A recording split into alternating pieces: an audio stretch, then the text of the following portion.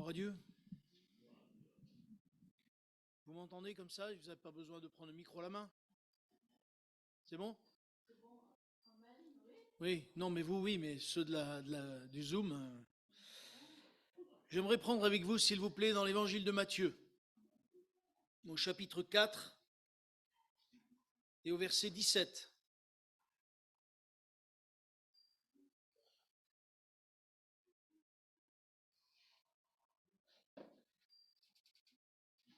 Évangile de Matthieu, chapitre 4 et verset 17. Tout le monde y est? Il est écrit, dès lors, Jésus commença à prêcher et à dire, repentez-vous, car le royaume des cieux est proche. Verset 23. Jésus parcourait toute la Galilée, enseignant dans les synagogues, prêchant la bonne nouvelle du royaume et guérissant toute maladie et toute infirmité parmi le peuple. Amen. Chaque pays a des lois et chaque pays a ses propres lois. Il y a des lois un peu similaires les uns les autres, mais on se rend compte que chaque pays a ses lois propres. Regardez, par exemple, en France, on roule à 130 km/h. En Espagne, il faut aller à 120. C'est différent. Pourtant, c'est le même pays, ils se touchent l'un à l'autre. Et en Italie, c'est autre chose parce que les gens, ils font ce qu'ils veulent. Ils roulent comme ils veulent. En Allemagne, on a le droit de rouler à 200, 250 km/h, ça gêne personne sur certaines autoroutes. C'est des pays proches, c'est des pays, mais pourtant, chacun a ses règles, a ses lois. Au point même que certaines fois, certains qui passent en jugement, je ne citerai pas de nom, peuvent s'isoler dans un pays et le pays qui voudrait l'attraper pour le juger ne peut même pas le juger parce qu'il est dans un pays où il est intouchable. Et si on ne l'extrade pas, eh ben, ce gars-là, il vivra tranquillement toute sa vie. Et on se rend compte que tous les hommes qui ont ces lois comme ça ne réalisent pas toujours que de toute façon, il y a des lois de Dieu qui sont dans ce monde. Et tout le monde est sous les lois de Dieu. Parce que, par exemple, la Bible dit que la mer ne va pas plus loin parce que Dieu lui a mis une limite. C'est une loi de Dieu. Ça, c'est une loi de Dieu. Vous savez que le monde, il est sous la loi de la grâce et non pas sous la loi du jugement, non pas sous la loi de la Torah, mais sous la loi de la grâce. Pourquoi? Parce qu'il y a une loi que Dieu a énoncée depuis son départ, depuis la Genèse, et c'est la loi du le libre arbitre. Je vous en ai déjà parlé. Chacun a le droit de choisir. Il a le droit de choisir ce qu'il veut. Même le diable ne peut rien contre ça. Même le diable ne peut rien contre les lois que Dieu a instaurées dans ce monde. La preuve en est, c'est que aussitôt que l'on meurt, ceux qui ne connaissent pas Dieu, ceux qui n'ont pas fait la paix avec Dieu, passent dans une autre loi, la loi de la Torah. Et ça ne se passe pas du tout de la même chose. Nous, si nous mourons, nous avons cette loi qui est en nous, celle de Christ. Et lorsque nous passons de l'autre côté, c'est vraiment, nous avons Jésus pour avocat. Tout nous montre que ces choses, c'est Dieu qui les a gérées, c'est Dieu qui les tient dans ses mains, au-delà de ce que les hommes acceptent ou pas. Même s'ils disent Dieu n'existe pas, ces lois existent. Et on pourrait vous sortir des tas de lois physiques que l'homme ne maîtrise pas, mais que Dieu a maîtrisées déjà dès l'origine. Alors vous allez me dire, mais pourquoi tu parles de ça? Mais parce que Jésus parle du royaume des cieux et on l'a lu par 2 fois. Et l'évangile de Matthieu nous parle souvent du royaume des cieux. Parce que l'évangile de Matthieu nous montre Jésus comme étant le roi. Le roi, non seulement celui qui vient, et celui qui est venu, celui qui a été, le roi qui a été rejeté, le roi qui est mort et le roi qui revient. Et je crois que parce que nous appartenons à Jésus, nous faisons partie du royaume des cieux. Est-ce que nous réalisons cela? Ce lieu, tant que nous sommes ici, fait partie du royaume des cieux, du royaume de Dieu. C'est pour cela que des fois, je dis aux gens, attention de la manière dont on parle dans l'Église, parce que Dieu est présent. Nous ne le voyons pas, nous oublions qu'il est là. Il est déjà présent dans notre cœur. Et nous faisons partie du royaume de Dieu, du royaume des cieux. Mais comme tout royaume, eh bien, il a ses règles. Et ce soir, j'aimerais vous parler justement des principes du royaume des cieux. Est-ce que vous savez quelles sont les lois qui seront au millénium?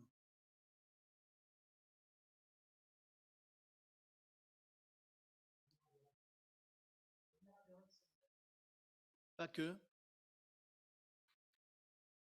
la loi de la Torah. L'homme qui péchera, c'est celui qui mourra. Vous vous rappelez qui est écrit ça? L'homme qui pêche, c'est celui qui mourra. Là, il n'y aura plus de grâce. Ce sera la loi. C'est pour ça qu'il est dit que Jésus reviendra et il pètera le monde avec une verge de fer. Et là, on retombe sous notre loi. Et les gens ne réalisent pas qu'aujourd'hui, nous sommes sous la loi de la grâce. Mais un jour, la grâce va s'arrêter. C'est un peu fort, mes frères. La grâce va s'arrêter. Mais c'est pour ça que, mes frères et sœurs, nous devons nous préparer, nous, à vivre déjà comme si nous vivions dans le royaume des cieux. Et je crois que ce monde a trop d'influence sur nous au point que nous oublions ce que Jésus a dit et les principes qu'il a donnés. Dans déjà le chapitre 4, il parle du royaume des cieux, il parle de la bonne nouvelle du royaume. Mais nous la connaissons, cette bonne nouvelle du royaume. Mais maintenant que nous connaissons cette bonne nouvelle du royaume, maintenant que nous avons fait l'expérience de la connaissance du royaume des cieux, nous sommes passés de la mort à la vie. Mais je crois que nous ne devons pas nous contenter de ça. Parce que si nous nous contentons de ça, nous allons passer à côté de ce que Dieu veut préparer pour nous. Il est écrit que Dieu a préparé, j'arriverai à trouver mes mots ce soir, il a préparé des chemins tout tracés. Mais pourquoi nous ne rentrerions pas dans ces chemins tout tracés? Dans l'évangile de Matthieu au chapitre 5, vous connaissez les béatitudes? Chapitre 5, verset 1, c'est le sermon sur la montagne qu'on appelle. Eh bien là, Jésus va commencer à parler des principes du royaume des cieux. Et le principe des royaumes des cieux, bien souvent, nous passons à côté parce que nous ne réalisons pas, nous lisons la parole de Dieu régulièrement, nous lisons les évangiles régulièrement, mais ça, nous ne réalisons pas quelle saveur, quelle instruction nous pourrions en tirer, parce que notre désir, c'est d'avoir une vie chrétienne heureuse. Mais si nous ne pratiquons pas ce que Dieu nous demande, comment pourrions-nous être heureux? Les gens dans ce monde ne pratiquent pas ce que Dieu nous demande, ce que Dieu demande à chacun d'entre nous, et même à eux. C'est pour cela qu'ils sont si malheureux. C'est pour cela qu'ils se divisent. C'est pour cela qu'ils se chamaillent. C'est pour cela que, quelque part, ils se tirent et que les divorces arrivent et que les enfants sont déchirés, etc. Parce qu'ils n'appliquent pas ce que Dieu nous demande. On ne va pas tout voir ce soir parce que, quand même, les principes du royaume de Dieu, dans l'évangile de Matthieu, comportent 3 chapitres. Le 5, le 6 et le 7. Donc c'est quand même pas rien. Mais ce soir, j'aimerais voir juste le début et j'aimerais lire avec vous ces 13 premiers versets du chapitre 5 de Matthieu. Il est écrit, chapitre 5, verset 1, « Voyant la foule, Jésus monta sur la montagne, et après qu'il se fut assis, ses disciples s'approchèrent de lui. Puis, ayant ouvert la bouche, il les enseigna et dit, « Heureux les pauvres en esprit, car le royaume des cieux est à eux. Heureux les affligés, car ils seront consolés. Heureux les humbles de cœur, car ils hériteront la terre. Heureux ceux qui ont faim et soif de la justice, car ils seront rassasiés. Heureux les miséricordieux, car ils obtiendront miséricorde. Heureux ceux qui ont le cœur pur, car ils verront Dieu. Heureux ceux qui procurent la paix, car ils seront appelés fils de Dieu. Heureux ceux qui sont persécutés pour la justice, car le royaume des cieux est à eux. Heureux serez-vous lorsque lorsqu'on vous outragera, qu'on vous persécutera, qu'on dira faussement de vous toutes sortes de mal à cause de moi? Réjouissez-vous et soyez dans l'allégresse, parce que votre récompense sera grande dans les cieux, car c'est ainsi qu'on a persécuté les prophètes qui ont été avant vous. Amen. Il y a des mots qui reviennent fort dans ce texte. Le premier mot qui revient régulièrement, c'est heureux. Comment ça se fait que Dieu dit heureux? Alors quand on voit tout ce qui est dit, heureux les pauvres en esprit, heureux les affligés, heureux les humbles. Mais qu'est-ce que ça veut dire? Pourquoi le Seigneur dit heureux? Dans la version d'Arby, il est écrit bienheureux, etc., etc. Dans la version Chouraki, c'est encore autre chose et j'ai pas trop compris le pourquoi le mot là, ça m'a paru bizarre. Donc il faut que je regarde un peu plus près. Mais pourquoi le Seigneur dit heureux? Parce que je crois que nous avons toujours tendance à regarder le mauvais côté des choses. Et je ne sais pas si c'est typique aux Français, mais régulièrement, et moi je suis comme ça aussi, hein, mais quand on regarde quelque chose, on voit toujours le mauvais côté et moins bien le bon côté. Et pourtant, du mauvais, il en sortira un bien si vraiment on sait regarder les choses comme on doit les regarder.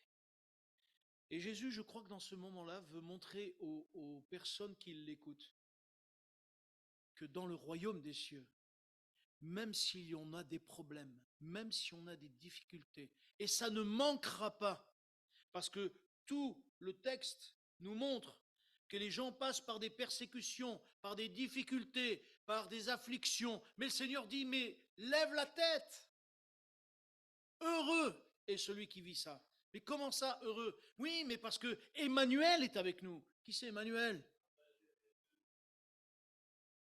Emmanuel est avec nous. Dieu est avec nous. C'est pour ça qu'on peut se réjouir. Non pas à cause de ce que nous, on est quelque chose, mais à cause que Dieu est avec nous. Et parce que Dieu est avec nous, et si on le laisse faire, notre tristesse va se transformer en joie. Je vous ai déjà raconté cet homme qui était prisonnier, cet homme qui avait une enfant malheureuse, cet homme qui a failli se suicider en prison. Et lorsque réellement, c'est Dieu qui l'a sorti d'affaire, quand Dieu se révèle en 3 personnes à lui dans l'infirmerie alors qu'il est près de la mort. Vous vous rappelez de ça ou pas? Non, pas du tout. Bon, ça fait rien, je le raconterai un autre jour ce soir, sinon ce soir, on n'aura pas le temps de finir. Mais cet homme vivait en prison, mais parce qu'il avait fait une expérience avec Dieu, il était heureux.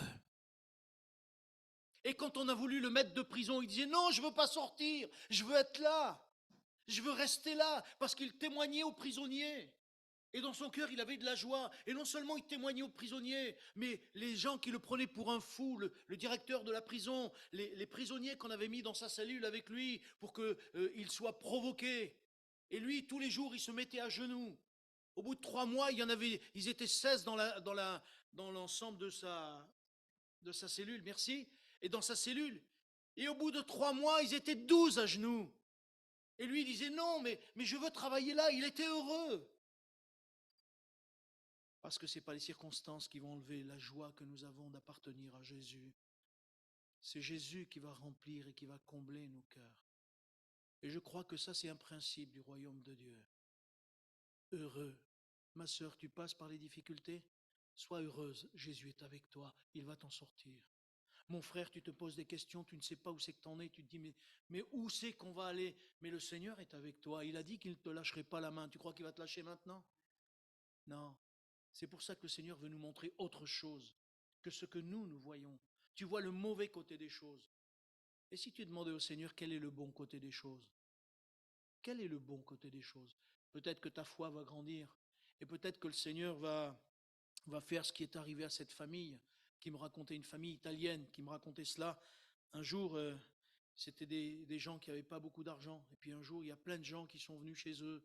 Et puis les filles, elles disaient, bah, restez à manger, restez à manger. La mère, elle disait, mais arrêtez, moi j'ai pas assez pour tout le monde. Et maman, mais elle dit, mais on va prier. Elle dit, bon d'accord, on va prier. Et la mère, elle a prié, elle dit, Seigneur, multiplie s'il te plaît, multiplie. Et elle servait, et elle servait, et elle servait. Et tous en mangeaient. Elle a dit, j'ai pas compris, ma gamelle, elle n'a pas diminué. Et quand elle me racontait ça, elle me dit, si tu savais la joie que j'ai eue de réaliser ce qui est arrivé il y a 2000 ans avec Jésus qui multipliait le pain, ça m'est arrivé à moi. Et lorsqu'on vit ces choses-là, mes frères et sœurs, on peut être qu'heureux. Et c'est là qu'il nous faut regarder les choses différemment. C'est là qu'il nous faut voir les choses différemment. C'est ça ce à quoi Jésus voulait nous dire heureux. Et j'aimerais vous dire ce soir, non seulement soyons heureux d'appartenir au Seigneur, mais soyons heureux parce qu'il a dit qu'il ne nous abandonnerait pas. Et dans les difficultés, il est avec toi, ma sœur, il est avec toi, mon frère. J'aimerais te dire autre chose encore, parce que il est dit, car ils seront, car ils. Alors bien sûr, heureux, car ils, malgré tout ça, ça arrivera, ça arrivera.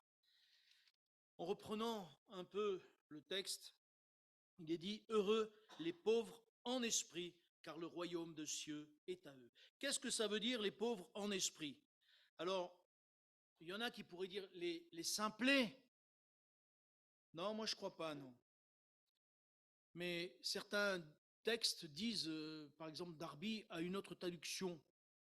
Et en fait, quand on parle comment dire, de pauvres en esprit, il y a aussi le fait d'avoir une bonté extrême. Des gens qui sont tellement gentils, qui se font rouler chaque fois dans la farine. Des gens qui se font tout le temps avoir. Ils sont tellement gentils qu'ils sont même écrasés. Ils sont un peu faibles, on va dire.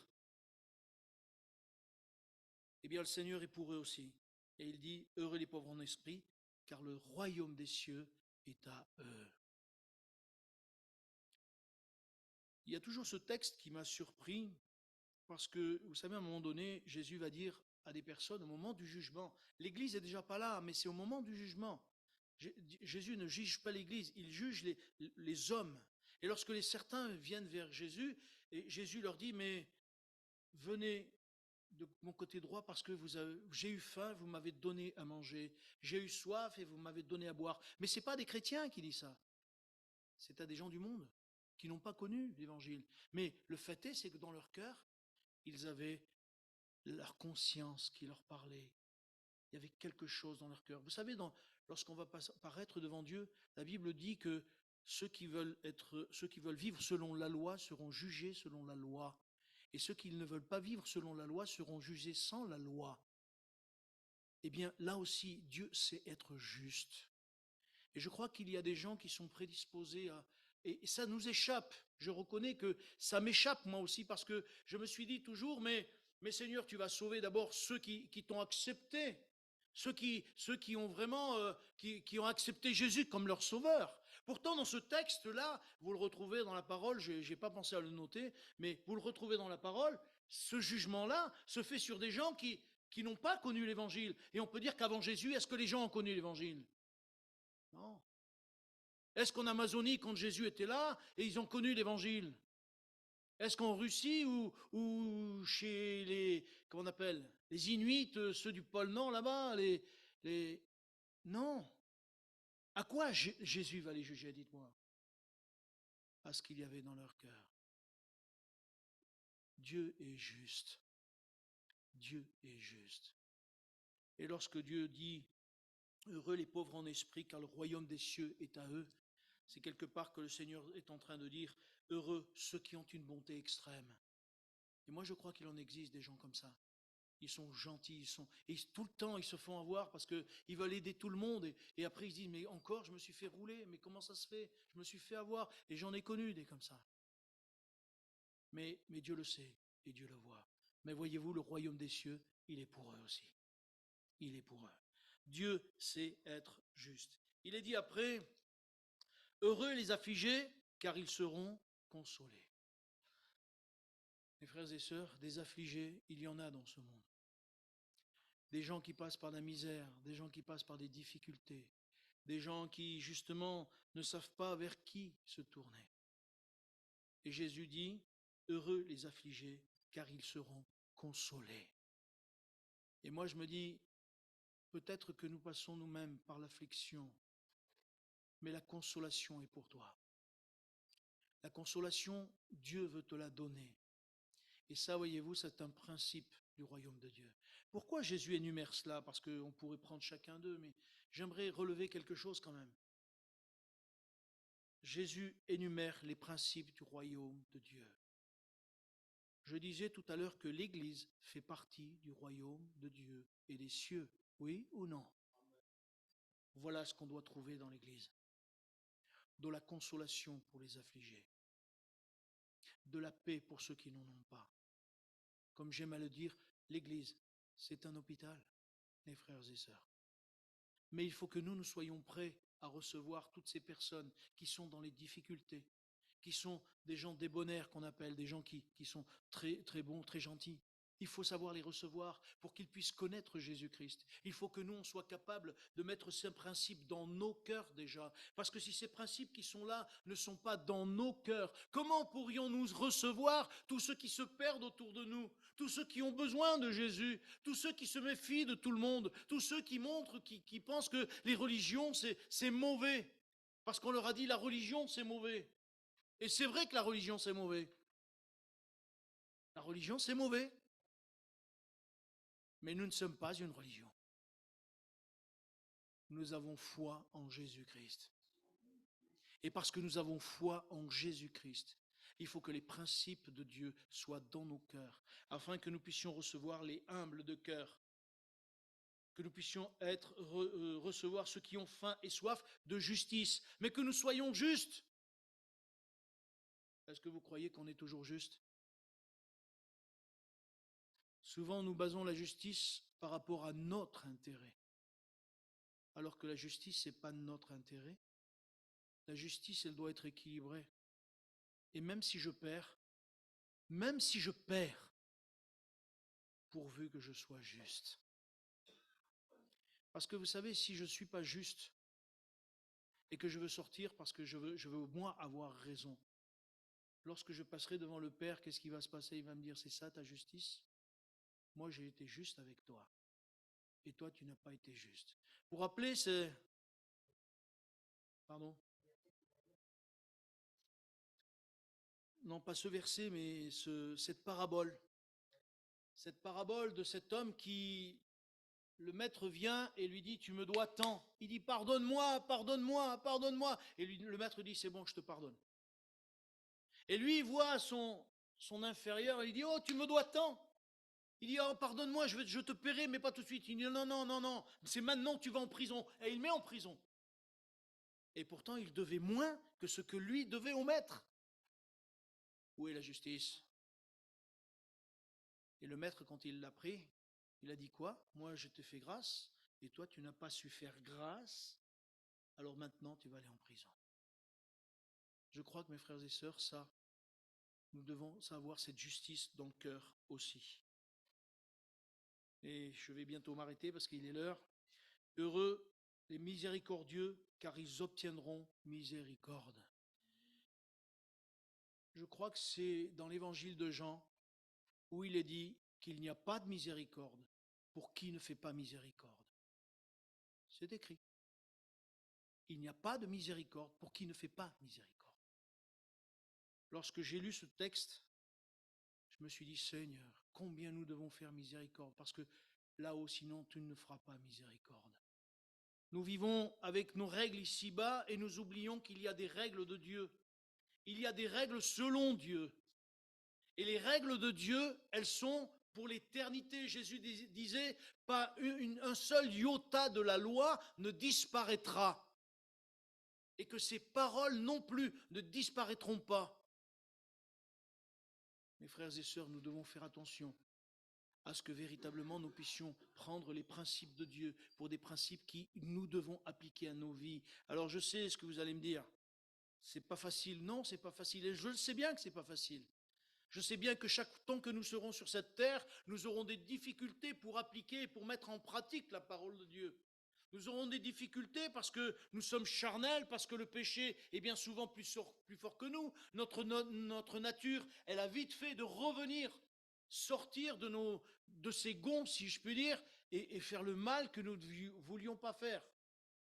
Parce que c'est notre nature. Mais Jésus à la croix, il a cloué notre nature. Et ça, c'est difficile pour nous.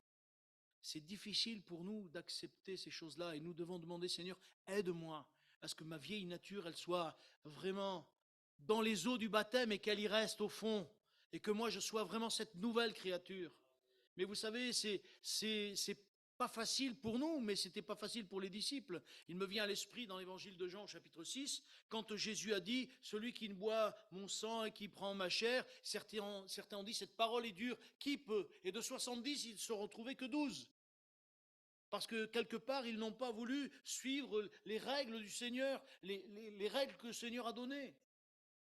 Et nous pourrions dire, ah mais c'est trop dur, je me retire.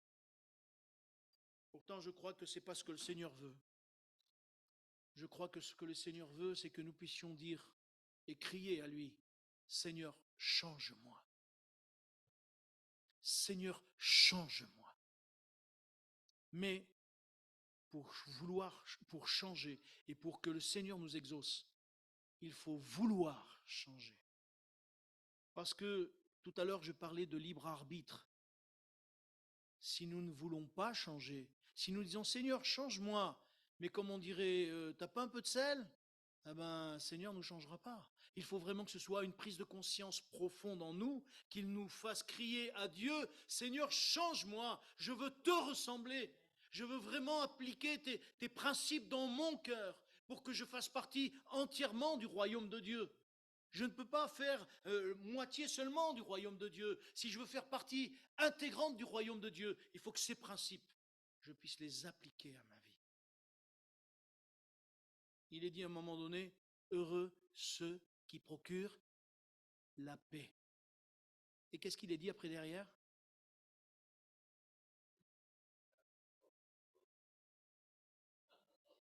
Ils seront appelés fils de Dieu.